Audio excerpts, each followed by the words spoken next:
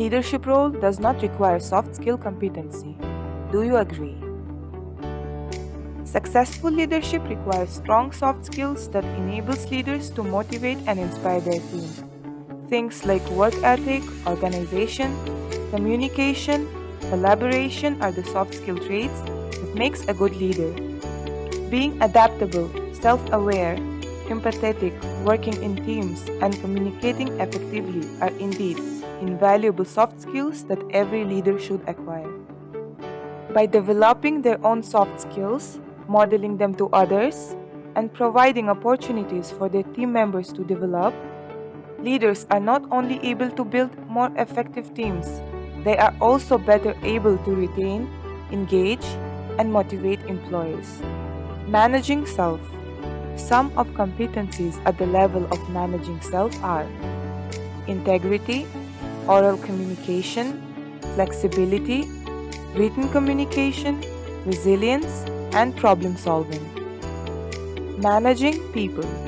Classification of competencies at the level of managing people are as follows: human capital, management, conflict management, public motivation, and development. Managing projects. Classification of competencies at the level of managing projects are team building, customer service, technical credibility, accountability, and decisiveness. Managing programs. Some of competencies at level of managing programs are technology management, financial management, creativity, innovation, partnering, and political savvy. Can you discuss how exactly soft skill training helps to shape a manager? When working as a manager, soft skills are of utmost importance because you're responsible for motivating, leading, and encouraging your team. In fact, according to latest research, managers with great leadership soft skills could boost their team's productivity by up to 30%. Hard skills are great, but for managers, the soft skills are the most critical part of their success. Make sure that you're screening, coaching, mentoring, and training for these crucial soft skills. Good managers who effectively practice soft skills create an environment that is conducive to better and more productive employees, and that's any successful business goal. Employees won't know how they need to improve either if a manager can provide the necessary feedback. To provide effective feedback, the manager needs to have developed good soft skills. Managers can easily see the problems that can happen when people are promoted just because they're good at their job.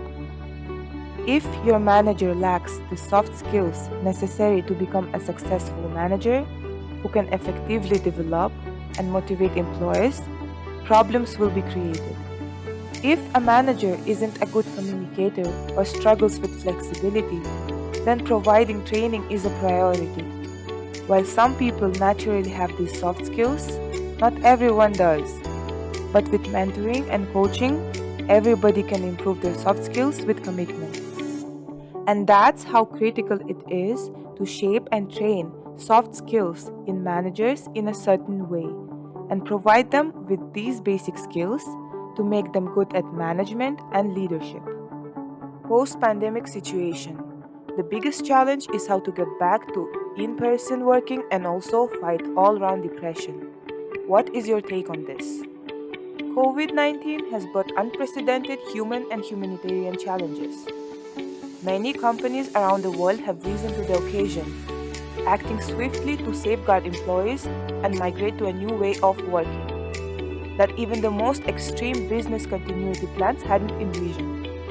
Across industries, leaders will use lessons from the large-scale work-from-home experiment to reimagine how work is done and what role offices should play in creative and bold ways. As employers around the world experiment with bringing their employees back to offices, the leadership must act now to ensure that when they return, workplaces are both productive and safe, and taking other measures by listening to their employees' needs, being transparent with them, and being flexible and open to change. Companies also should focus on incentives rather than consequences and keep communicating and adapting. Rather than simply forcing workers to return to office full time, it's more advisable to work towards a hybrid model that fits your unique organization and workforce. Additionally to challenges in bringing workers back in person working, there is another issue that needs to be addressed, and that is mental health of people. In the first year of COVID-19 pandemic, global prevalence of anxiety and depression increased by massive 25%, according to a scientific brief released by the World Health Organization today. So companies should achieve the goal of providing a safe and productive environment for their employees and implement a mental health policy and ensure tasks and responsibilities are rotated in roles with high emotional demands. Manage workloads to ensure a balance between work demands and available resources, and take many other measures to support mental health of their employees.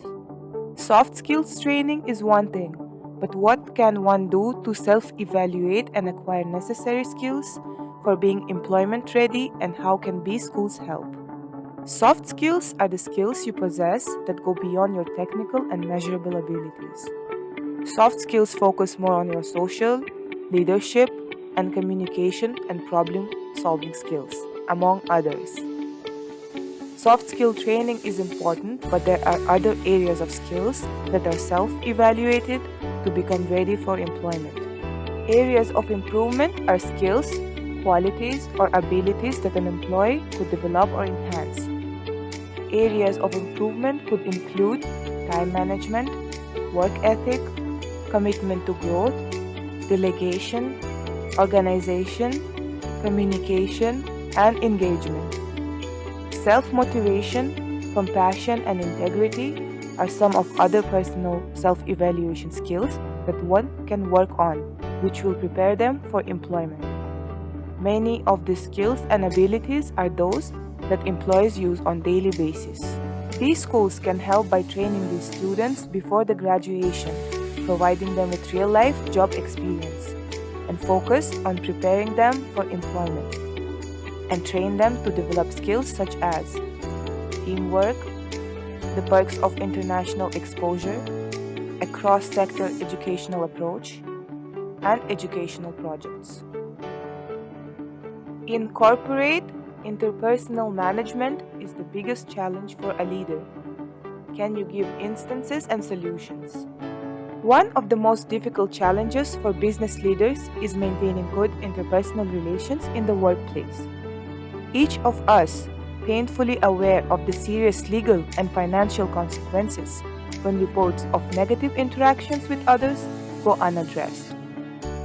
Good interpersonal skills help you to communicate more effectively with corporate members. This is likely to be particularly important with your team partners. For instance, being able to give and receive feedback effectively with your team workers can help to resolve small problems between everyone before they become big issues. There are many other interpersonal conflicts that happen in corporations, and it's up to managers to find an appropriate solution. Other than that, managers are responsible for finding new talent for a job role, improving the workplace environment for a talent retention, challenges of remote working, self-assessment for improving leadership skills, developing high trust levels with the employees, and teamwork management for creating success. Having good interpersonal skills promotes approachability, likability, and comfort. Managers who possess strong interpersonal skills motivate their staff to challenge themselves, compromise in times of conflict by developing communication and empathy for each other,